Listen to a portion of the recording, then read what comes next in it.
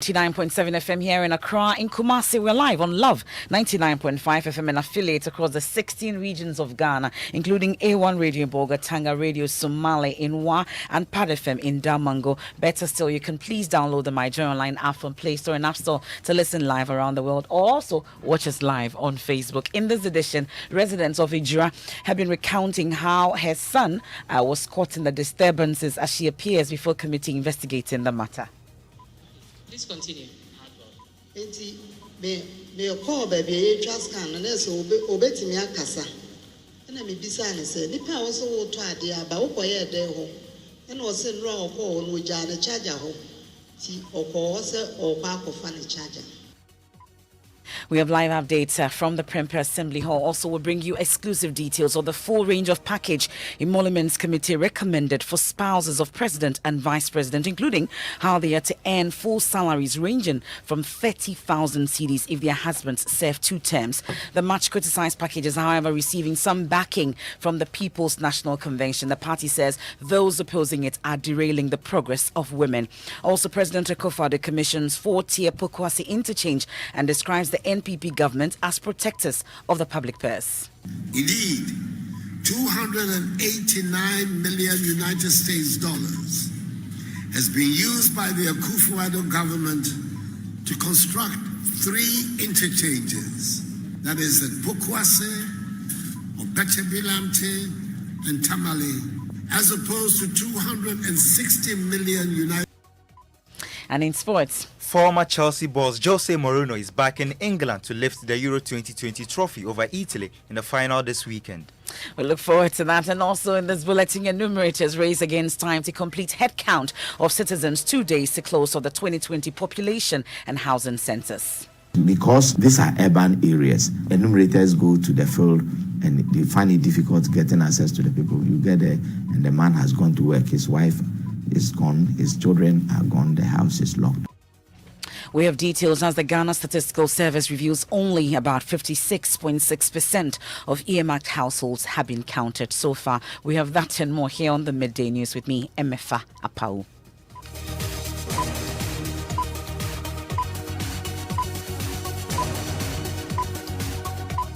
Thanks for your company. This is your home of bold, credible, and fearless journalism. This afternoon, we begin from Kumasi, where a resident of Ijura has been recounting how her son was caught in the disturbances as she appears before the committee investigating the killing of 2 persons and the injury of 6 others. We can take you there now. Papa na kanam se me mama room tina se di pa do so ho na papa na se ya wo be hu se wo ba no wo nwuye no mama mfa wo mfa chiro na wo ko be mpuma na se wo ba no wo da wo nwuye wo mu treat no.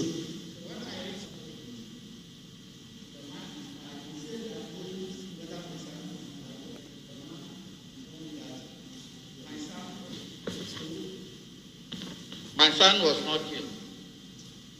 He took me around the hospital and entered into the hospital and see that my son is being treated.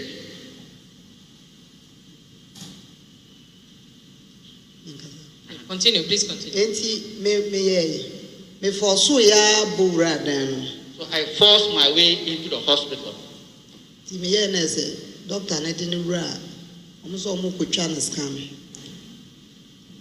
the doctor informed me that they are going to take scan on him.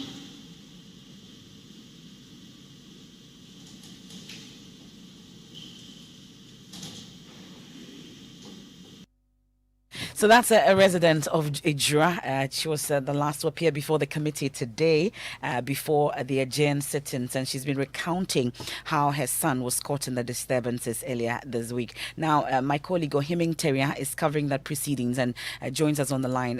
Ohiming, we know that the family was expected to address a news conference. We'll talk about that, but let's talk about today's proceedings, what transpired. Yes, today's proceedings are actually delayed for over an hour, and when before the committee starts, we had information from a member of the legal committee, and now telling journalists that the residents who are to appear and testify before the committee from Ajah are yet to come, and when proceedings are started, about 11:30 a.m., Madam Agatha Dugina, a trader at Ejira, was first to appear, and he recounted how his son, her son, Louis Arifa, age 20, whom he says is a final year student in the senior high school, was caught in the crossfire at the time that he was about to enter a drugstore in Ejira after the gentleman had told her he was going out to buy something. So whilst we were waiting for the second witness to appear before the committee, then the committee chairman announced that for security reasons, the witness do not want to sit in front of camera to testify. So he announced that the committee members will be taking his testimony in camera, meaning that journalists will have to wait outside the chambers where the meeting is ongoing. And when they are done, then the committee would like to factor in the witnesses' account. As it stands now, we do not know who this witness is, whether it's a male or a female. But I must say, journalists are still waiting here, waiting for the arrival of the committee members as they go through the second part of taking testimony from residents of Ejira. And beyond this witness, we are also told that Colonel Francis Ifa Asa, retired, the Asante Regional Security Coordinator, will also appear before the committee today, MFA. So as it stands now, we're just waiting for that next hearing, which will be in camera. Now, let's talk about the family, because earlier they had communicated their decision not to participate in the hearings of the committee that's inquiring into the Ejira hearings. What more are we learning? Because we know that they were supposed to address the news conference. Yes, it's the same information that we picked from the family, and they had indicated that they will hold a press conference, meet the media, not any other place than the vicinity of Prempeh Assembly Hall, where the committee sittings are ongoing, to also pour one way or the other their grievances before the media. But unfortunately, we haven't heard from them now. I personally made some efforts to reach them as to what has come off of that particular plan to meet the media. But as it stands now, they are not yet here.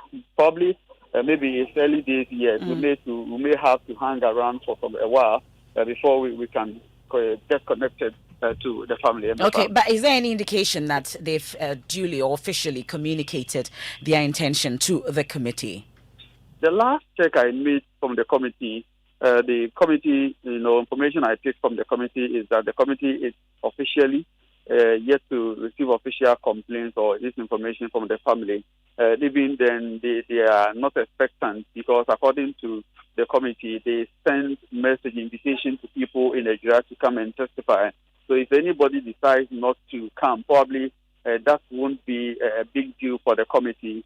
But they would have wished that every member of the Ejira community, who one way or the other is involved in the clashes, will come and testify before the committee. So officially, the committee has not received any information from their family. Neither did the committee also talk about this petition at today's hearing. That's my colleague Ohiming Teria there. Thank you very much. Ohiming is covering the Ejira killing probe for us from the Prempeh Assembly Hall. As and when it becomes necessary, we'll go back to him. But away from that, this afternoon we have exclusive details from the Emoluments Committee report. It was recommended that spouses of the President and Vice receive 100% salary of their current salaries if their partners served 2 or more terms. The salary level is at the figure of 30,644 cedis for First Lady and 30,206 Ghana cedis for the Second Lady. Now, these are recommendations that received the blessing of Parliament. 2 suits have been filed against government seeking to block the payments to the spouses, despite government's explanation that it was Parliament that approved what had been recommended by the committee. Joseph Akable has a copy of this. He joins me in studio with it. Joseph, run us through what specifically the committee found about the payment of these allowances to spouses. So the committee said that the allowances had been paid for a while, but it was purely a humanitarian gesture to support and in some cases rehabilitate former First Ladies who were eventually struggling who were evidently struggling to subsist. It goes on to say that it noted that there was no legal basis for this support, and so it recommended that it should be regularized. Now, let's delve into the specifics. What are they to receive? First, that of the First Lady, and then we can do the Second Lady. Per table on page 69 of the report, the First Lady is to receive an amount of 33,270 while in office, and after office, this reduces to 30,644 if her husband served 2 full terms. The Second Lady is to take 32,832 while her husband is in office. This reduces to 30,206 when her husband is out of office. Okay, so we have a sense of what the committee recommended for the new salary level, what it should look like. Let's go through it. For the president, it's at 47,277. That is as of June 2020, and 39,397 for the vice president. And like we said, all these are contained page 69 of the committee's report. There's a table that gives a breakdown of that. Okay, thank you very much, Joseph. Well, this package, which has been criticized, is receiving some support from the camp of the People's National Convention. A statement issued by the party's general secretary says those opposing the scheme for spouses of the president and the vice president are derailing the progress of women. Let's bring in Janet Nabila. She's the general secretary of the People's National Convention. We're grateful for your time here on the Midday News. So how exactly are those opposing this derailing the progress of women? Let me use this opportunity to greet you and your viewers this afternoon. When you look at the complaints that the opponents of this scheme are saying, they said the scheme does not meet the constitutional, a section of the Constitution, which is Article 71. They said a whole lot of things. But from our stand from the PNC, we reject all those things that they have been complaining about. Because when you look at the issue of gender in this country, we don't need what they are doing. We don't need it at all. Okay, Janet, just before you go into the issues about gender, a number of issues have been raised. Well, those who have been talking about this say they have nothing against paying them in general, but the issue is it lacks the legal basis. The right thing must be done. The right processes must be... What legal basis are they talking about? It had parliamentary approval. So what legal basis are they talking about? You know, at times it pays so much to be a woman in this country. Look, Article 17, Section 4 of the Constitution of Ghana is mandating Parliament to usually look for ways to solve the differences of the discrepancies in Parliament between men and women. The article says that whenever we have problems of inequalities in Parliament, they should take the initiative to to normalize it in Article 17, Section 4 of the Constitution. Those people now who are in court, ask them that when they were in Parliament, didn't they see this? As their people are in Parliament, haven't they seen that article? Let's leave that one. We have something called the Directive Principles of State Policy. Article 35, Section 6B of the Constitution is saying that whenever government agencies are recruiting, they should put on the gender lens to make the gender sector is taken into consideration. We have 87% of government agencies employing men and only 13% women being employed. So those people who are talking about constitutional terms, where were they when this constitution was being flouted with all impunity? Where were they? So it has dawned on me that it is not the constitution. It is the affirmative action bill that they want to fight, and then they have put it in this direction. Why are they saying that the first and second lady should not listen? They shouldn't put them on salary. Is it your understanding? All this on a legal issues. Madam Nabila, it's a legal body. Is it your understanding, Madam Nabila, if you can hear me also out, is it your understanding that the first and second ladies are Article 71 office holders? No, they are talking about Article 71 office holders. I just cited examples for you. That the people of Ghana do not respect the Constitution of Ghana. They only respect it when they see that it will help them to prove a point.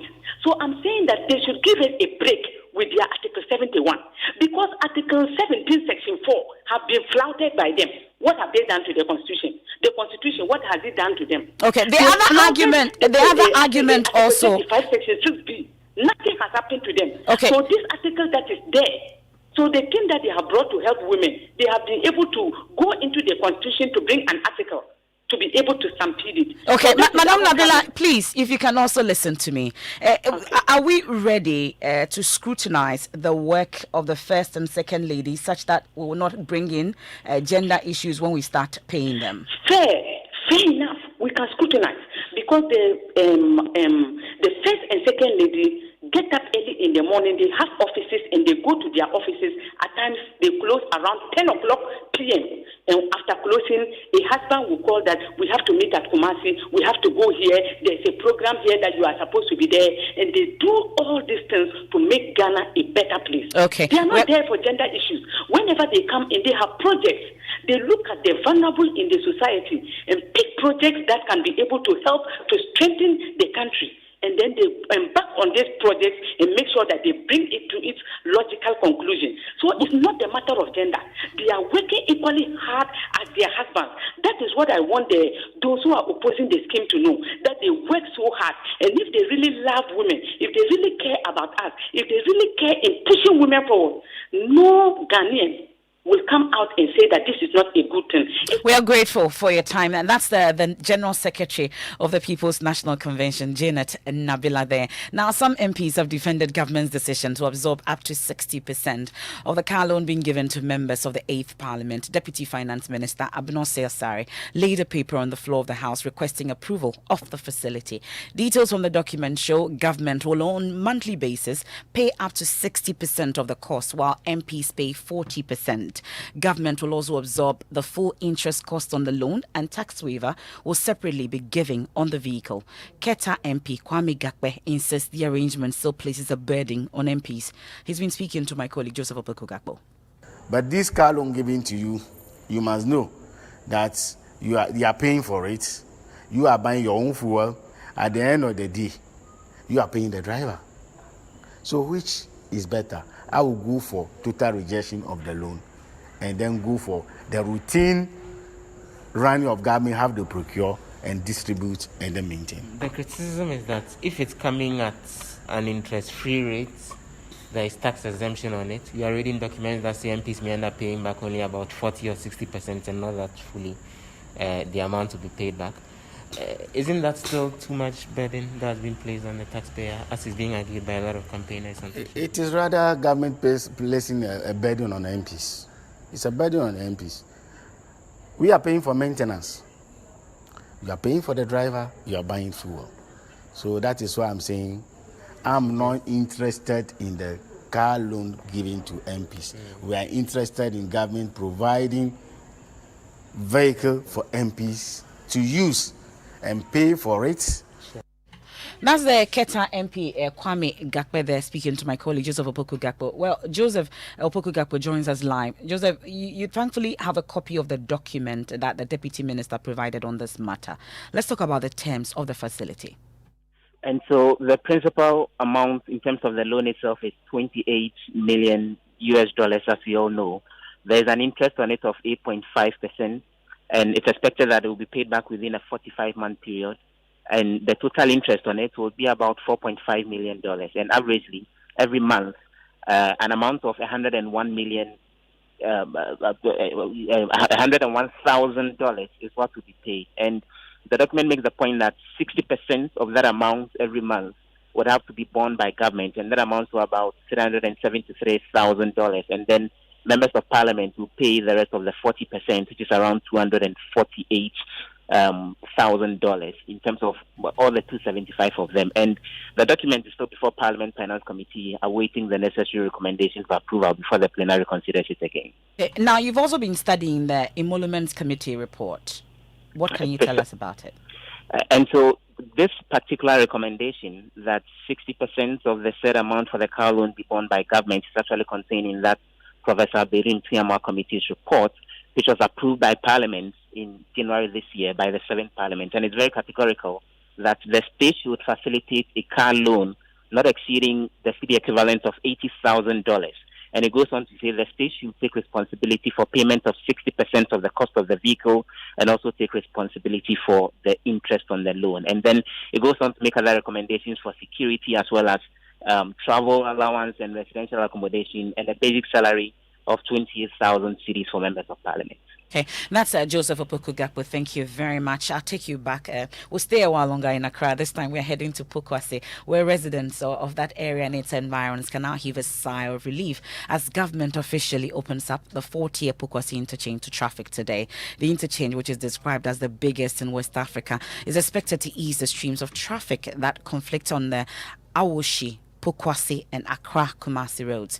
Commissioning the project, President Akufo-Addo described the NPP government as protectors of the public purse. It is important to put on record that the original contract design was for a 3-tier interchange.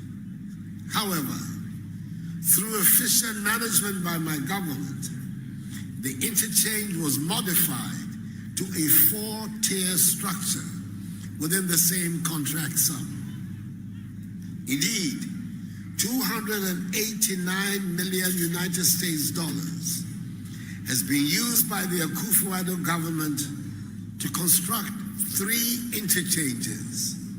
That is at Pokwase, Obechebilamte, and Tamale, as opposed to $260 million United States dollars being used by the Mahama government to construct just the Kwame Nkrumah interchange. These are further examples of the fact that we in the New Patriotic Party are good protectors of the public purse. President Akufo-Addo there. My colleague Hannah Odame is at that event. She joins us on the line. Hannah, the president has also been talking about other road construction projects ongoing around the country. Let's talk about that. Yes, MFR, he mentioned a lot of interchanges that are being completed. For instance, he said the final lap of the Obechebi interchange is 50% completed, and it will be finally completed in year 2022. He also talked about the Tamale interchange, which he says was 73% completed. He also talked about the PTC roundabout interchange in Takrade, the Nungwa interchange, and a lot more. The completion of the Pokwase interchange is an integral part of comprehensive measures put in place by government to address the issues of congestion in urban centers and to help improve travel times on major arterial roads. To this end, the following interchanges are being constructed. A. Phase 2 of Obechebilamte interchange. Work on the north-south viaduct to link the Ring Road West to the Central Mosque at Abuso Okai is progressing steadily and is 15% complete. The works are expected to be completed in 2022. B. Tamale interchange. This is the first interchange in the northern part of our country and is 73% complete. President Akufo-Addo, this is the Midday News here on Joy 99.7 FM. We're bringing you exclusive details of the full range of package emoluments committee recommended for spouses of President and Vice President, including how they are to earn full salaries ranging from 30,000 cedis if their husband served 2 terms. And we've also been hearing from the People's National Convention who say that those opposing it are derailing the progress of women. When we return, we have sports, and then also we'll talk about the population and housing census as enumerated race against time to complete head count of citizens 2 days to close off the census. This bulletin is live in the Volta region on Jubilee Radio Keta, Volta Premier and Kekali Radio in Ho, Lolonyo FM in Hohoi, Pando FM in Pando, Fafa Radio in Joje, Radio Hogba in Angloga, Klenam Radio Bato, Victory FM Aflao. In the Eastern region, we're on K Poly Radio in Kofrodia. In the Northern region, we're on Bishara Radio, Radio 123 and Radio Justice in Tamale. And in Savannah region, we're on Inkelege FM in Bole. In the Upper East region, we're live on A1 Radio and Dreams FM in Bogatanga and Radio Fumbese in Fumbese. In Upper West, we're live on Radio Sonmale in Wa, Radio Freed in Nandom, Radio Wa in Wa, and Bolu FM in Bolu. In the Bono East region, we're on Gaskia FM in Techiman. In Bono region, we're on Sky FM and Parrots FM in Sunyai. Central region, we're live on ATL FM in Cape Coast. And in the Western region, we're on Radio Max in Takrady.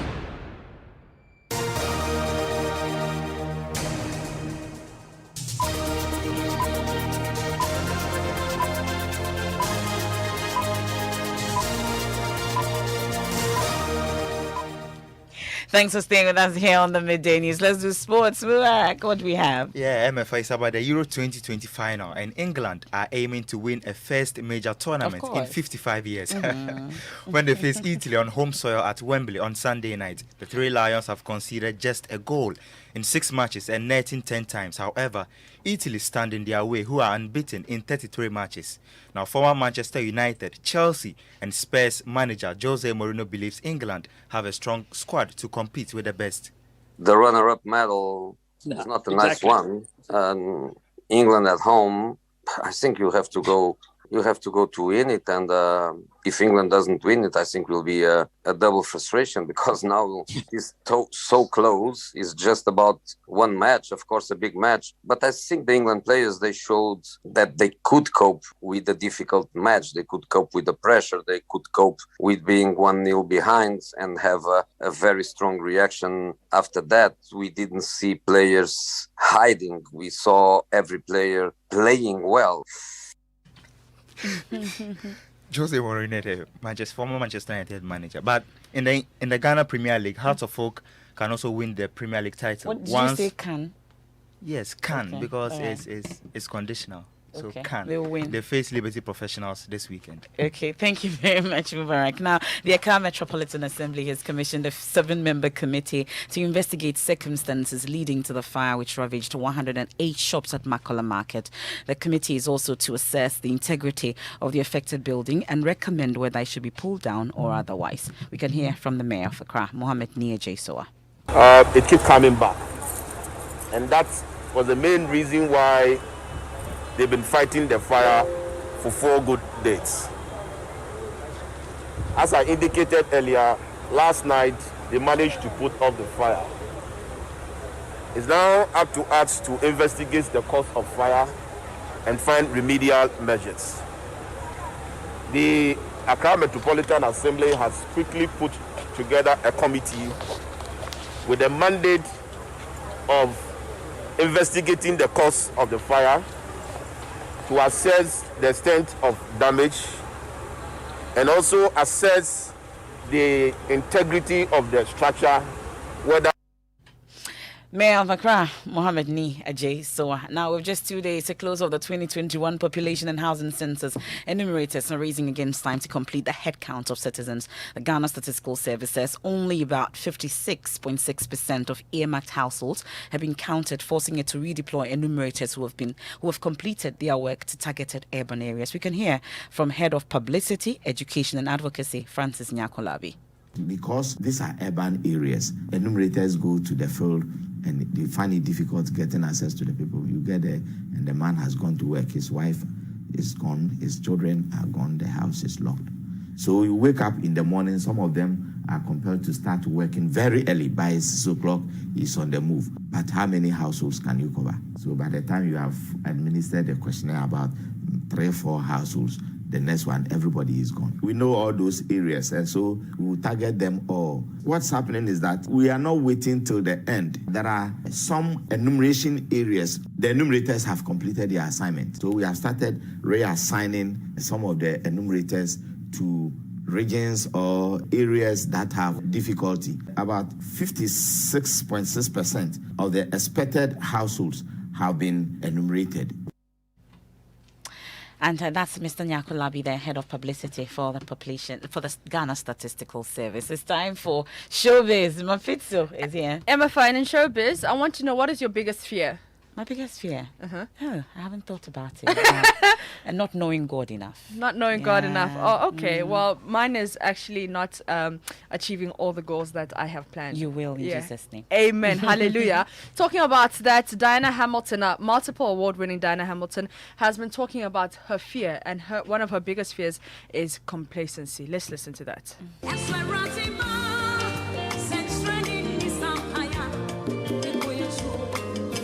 Greatest fears is complacency in life. What keeps me awake at night is to feel complacent, or to think I've arrived, or to think I'm all that, or those things are. And so I was kind of talking to God,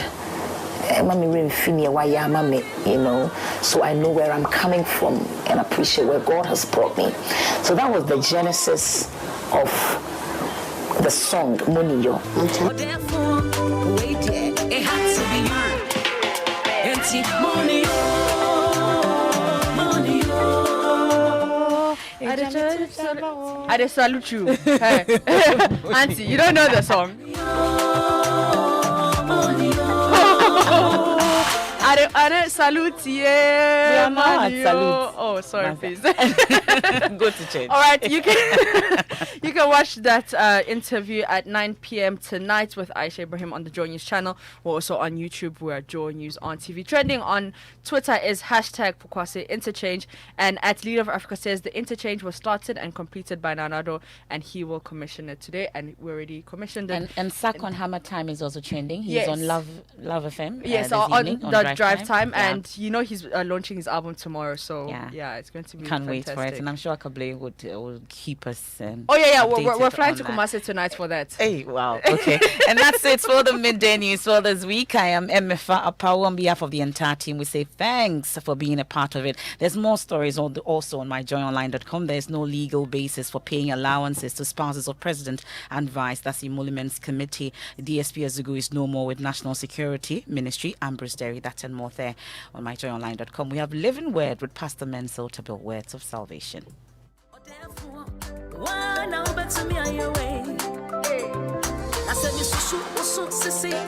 Stand by and take account, or therefore, wait, it had to be you. That's right. I said me.